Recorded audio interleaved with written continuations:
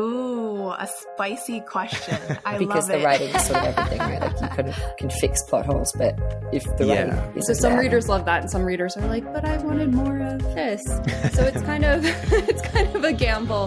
Hello and welcome back to the Right and Wrong podcast. With me today is a best-selling women's fiction writer chatting from the other side of the world over in New Zealand. It's Michelle Vernal. Hello. Hi, Jamie. Thank you so much for having me. Great to have you on. Let's jump right in and talk about your latest publications. As of recording this, your most recent publication was Matchmaking at O'Mara's, which came out in July. Mm-hmm. But by the time this airs, you will have a new novel out, and that is Saving Christmas in the Little Irish Village. Tell us a little bit about the new one, Saving Christmas, and about that series, the Irish Village series. The Little Irish Village series is set in a fictitious village. It's sort of somewhere between Galway on the wild Atlantic way. That's where I picture it anyway. And it's a little, a pretty little village, and it's full of quirky characters. And it's one of those places where when you're young, you sort of can't wait to get away. You don't think anything happens, but you find yourself coming back and realize actually everything happens there. It's all about going home, I think, basically, all the stories. This will be the fifth book in the series to date. It's not really a series that's written in any particular order. You can dip in or dip out. And it features the five Kelly sisters who live, well, they've moved out in each story, but sort of find their way coming back to the Shamrock Inn where their parents live, and each sister has her own story. They've definitely got a romantic element, but they've also got a strong family and community element to them. Okay, so it's not a series in terms of like a ongoing sequential story, more based around the same characters in the same place. Yeah, I sort of feel you will get a better feel for the characters if you read them in order, but you could definitely pick up the fourth book and enjoy it without having to have read book 1, 2, or 3. So none of them end on a cliffhanger or follow on. They're all standalone stories. Oh, okay. So you've published, from my count, it was over 30, almost 40 books. Do you know what the exact number is, or have you lost count? I have actually lost count, yeah.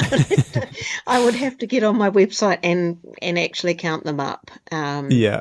It's amazing how many authors that have, like a certain number of books, it feels like you just kind of lose count and you kind of start missing things out and things like that. But so has being an author, has that always been a sort of a goal, a dream for you? Honestly, I never thought about it. It was always wrote. Like I've always written in some form or another. I used to keep travel journals. I did a lot of traveling when I was younger, and always kept travel journals. And I was a prolific letter writer. My family is, a lot of my family is in England, so I was always writing letters from New Zealand back to England. And when we were traveling, I was queen of the postcards.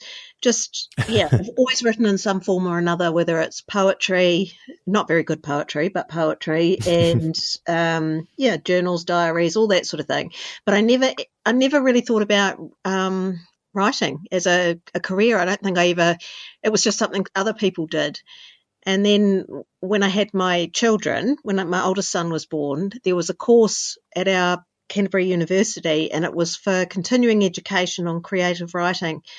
And I thought, well, I'd love to have something that I'm interested in, that I can talk to people about, that's not to do with babies and all things babies. So it was only part-time, so I could do it. And the first thing I ever wrote on that course towards the end actually got published in a magazine, and I got paid for it. And that was unbelievable. Somebody has actually paid me to write something. And it was just like a light, entertaining piece about being a mum. So I did that for a little while, where I was just writing these little things about whatever my boys had done or silly things that had happened. And then one day, I think I was probably reading one of my favourite Irish women authors. I've always been a fan of Marian Keyes, Maeve Binchy, Kathy Kelly, all those writers. And I was reading one of those and I thought, I could have a go at doing something like this. And the task seemed monumental to go from page 1 to, I think I actually counted up I tried to tally up how many words it would take to actually write a novel. And then I started telling people I was going to do it. And once I told people I was going to have a go at writing a book and, I had an idea in my mind of what I was going to write, I sort of had to do it. So I sat down and, I sat down and over the course of a year I actually wrote a novel, which, I thought I would send off and instant fame and fortune. And, of course, that didn't happen. Yeah, yes. It takes it's one of those industries where people are often like, yeah, it took 10 years for me to become an overnight success. Pretty much. Okay, so it sounds like almost like you did have a kind of passion for this, but you sort of almost fell into it. Is it strange looking back now, sort of 35 plus books in, to think how far you've come? It is, and it's been, it has actually been quite a long journey, because I sat down to write that first novel I was just talking about. One son he was about 15 months when I wrote that, and he just had his 19th birthday. So it has been a very, very long and winding road. Yeah, lots of ups, lots of downs, but always enough ups to keep going. I think, you get pretty resilient. That's it, yeah. That's why people are always very, especially in publishing, they're like, oh, you've got to celebrate every little win, because you do. Yeah, you really do. There'll be almost as many downs as ups in this industry. But since then, obviously published lots and lots. The amount that you're writing and publishing now is pretty astounding. From what I can see online, you're publishing around 3 to 4 books per year. Mm-hmm. Yeah. What does your like weekly routine look like in terms of writing? I'm pretty fortunate now, because I do write full time, and so that I'm very spoiled. Actually, I've got this gorgeous husband that brings me up a cup of coffee every morning, and so I perch up in bed like Lady Muck and I start writing, and it's quite a nice way to start the day. So yeah, I find I'm usually more productive in the morning. So I tend to get my most words done during the morning, and I set myself a daily word target of 1,500 words at the moment, and I'm finding that's a comfortable pace. And it doesn't sound a lot, but I'm one of these people. I don't just straight write. I'll write a paragraph and then I'll rework it and rework it and rework it, and so on and so on. I'm actually quite a slow writer, but I'm a consistent writer, and I think when you're consistently putting those words down every day, it does add up, and before you know it, you've actually got your whole story. And because I'm doing that sort of editing as I go, touch wood, most of the time there's not major structural edits to be done when I'm finished. Oh, okay. Because you are editing whilst you go, as opposed you're not doing a vomit draft like a lot of people do. I'll do a page of that, and then I'll go back, and I'd love to actually, I would actually love to write like that, to be able to do that vomit draft and get the whole story out. But I've tried, and it doesn't work for me. I think I've tried all sorts of processes which I think sound like they should be more linear, or get that book down from start to finish so much quicker. But it just doesn't work. I need to actually play with the words and play with the paragraph, and tease the story out that way. Okay, so it's not all planned out. You don't have like a map of what the story is going to be before you start writing? Not usually, but I'm working on something at the moment, which it'll come out next year. And for that one, I used the Save the Cat. What's the word I'm looking for? The Save the Cat. It's writing prompt sort of thing. Yeah. And I've used that. So I have actually mapped out each chapter. But then when I've sat down to start writing out those chapters, something different's happened in every single chapter. So now the story's going to be actually very different from that original draft. But I think it still gave me a good leaping off platform. Of where I wanted the story to go from the beginning, instead of, because more times out of excuse me, more often than not, I sit down and I'll have a thread of an idea, but I really don't know where it's going to go until I start writing. So I'm very much a pantser. Okay, right. That's interesting, because I would have thought, given the amount of books you're writing per year, that you would need to be planning everything to kind of keep that level of efficiency going. Well, I think because I write a long-running series, which you mentioned, Matchmaking at O'Mara's, that's an independently published series that I write, and those books come in, they're about 60,000 words in length, so they're not on the longer side, and I try and do 2 of those a year, and those ones are they're very character-driven, so I mean, there really isn't much of a plot other than where they're going to go in that story. Location-wise, or perhaps a character they're going to meet or something, but it's the characters people seem to enjoy and sort of situations they get into, and those just unfold as I write. So those books, they're a bit different. The ones that I'm writing for Bookouture, like The Little Irish Village, I've got to have a bit more of an idea where I'm going to go with it from start to finish, because my editor likes to know before I even begin the book, or they'll have suggestions as to what they think should sort of pan out a bit more in this particular story. But still, I'm winging it for a lot of the way. I think it's maybe because my stories are conversation led so often that I have to wait for the conversations to play out in my head when I'm writing for the story to unfold properly. Okay. Sorry, my thing disconnected for a second there. Okay, amazing. What were we talking about? We were talking about your process and planning and things like that. Or lack of. Or lack of, yes. Yeah. The other thing I was interested in is, and this is big in romance and women's fiction space, but other genres as well, but those two, seasonality plays like a really big driver on publishing. When you are like thinking of a concept for a book or planning out a book, do you have like a season in mind for when this book is going to come out? No, Bookouture does, and they've been excellent for that for me. But I never really think about it. And if I was more organised, perhaps I would think, I'll do a St. Patrick's Day story for the O'Maras. But it just never seems, timing wise, things like that don't work out. But I do have a St. Patrick's Day story with one of my Little Irish Village stories. So those books have got a much stronger seasonal feel. 3 of them are actually Christmas books. So, they're full of all things Christmas as well in this Little Irish Village. Okay. So those are the ones that you publish with Bookouture, whereas the other ones you publish independently. What's it like doing that, sort of having one sort of going through a contracted thing, and then this other series, which presumably is why you're able to put out so many books per year, is because obviously the independent ones you can do as and when you want to. I can slot them in more around with what I'm doing with Bookouture.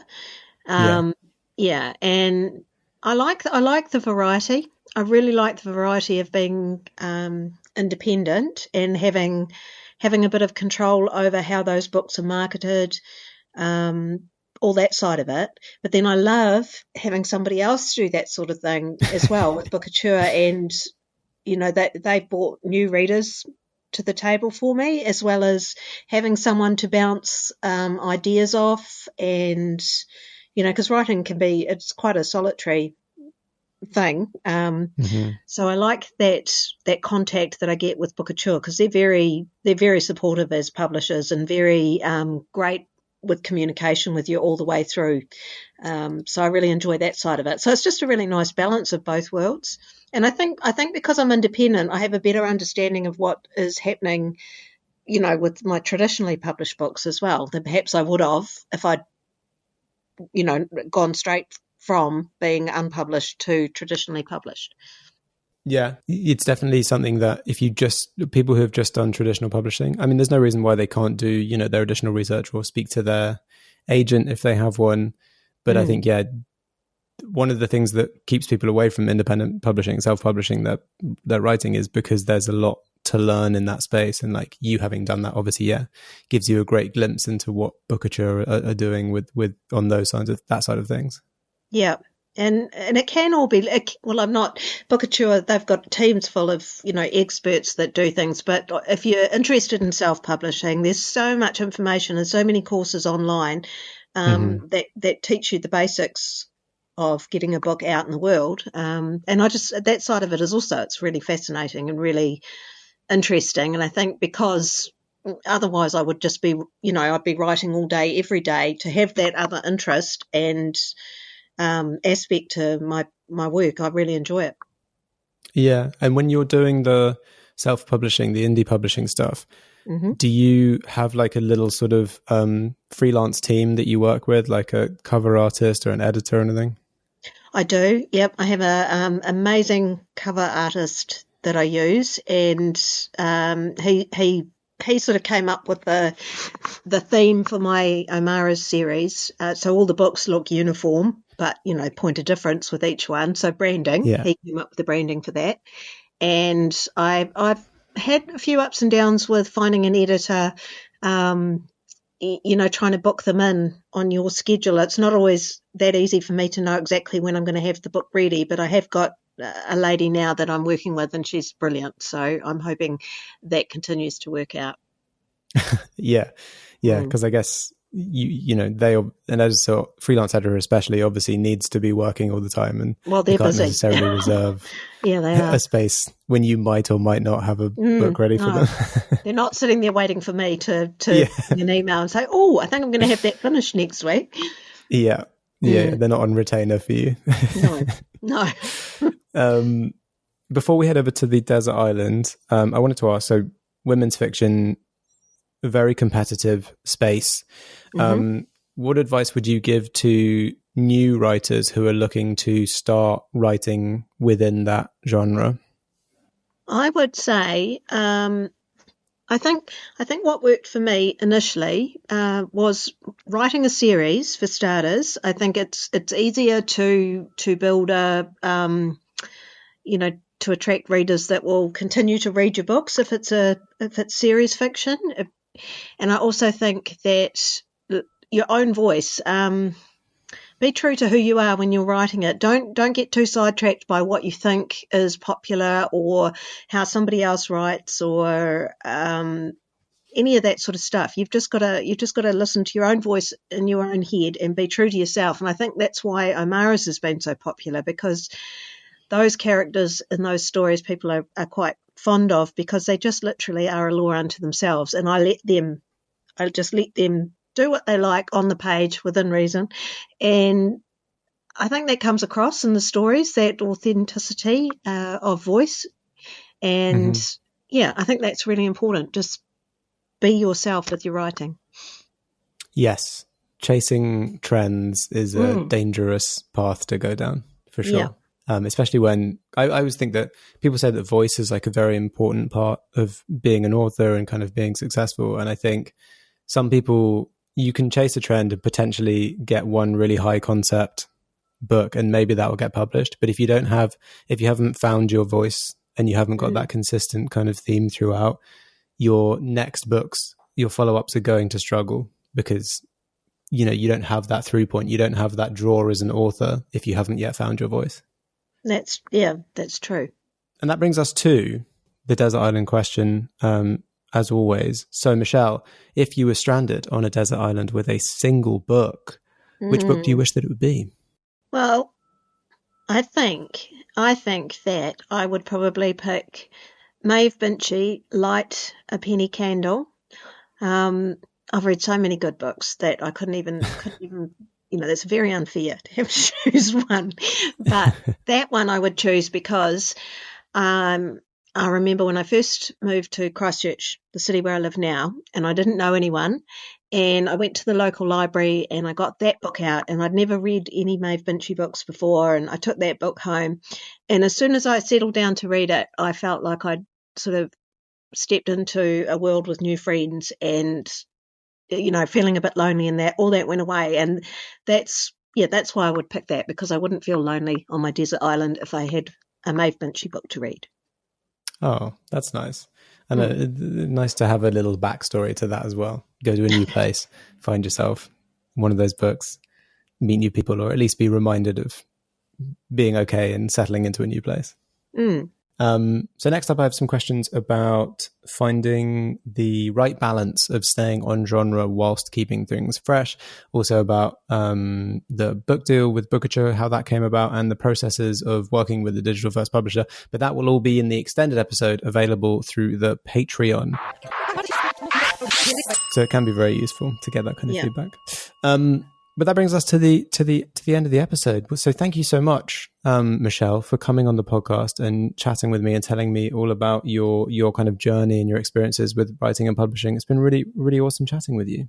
Oh, thank you, Jamie. Thank you so much for listening to me, and I hope I hope I haven't waffled on too much with my answers. But No, it's been great. It's been really interesting. You've got such an interesting publishing journey, and like you're doing at the moment what I think a lot of people dream of doing, where they have the book contract as well as the indie publishing both going concurrently. The hybrid author is a very popular thing, I think, nowadays. it is a nice place to be, and honestly, all it just takes. Just don't give up. If that's where you want to be, don't give up, because you can get there. Yeah. Michelle's latest book, Saving Christmas in the Little Irish Village, will be out by the time this airs. And if you want to keep up with what Michelle is doing, you can find her on Facebook at Michelle Vernal Novelist. To support this podcast, like, follow, and subscribe. Get the extended episodes ad-free on Patreon, and check out my other podcast, The Chosen Ones and Other Tropes. Thanks again, Michelle, and thanks to everyone listening. We will catch you on the next episode.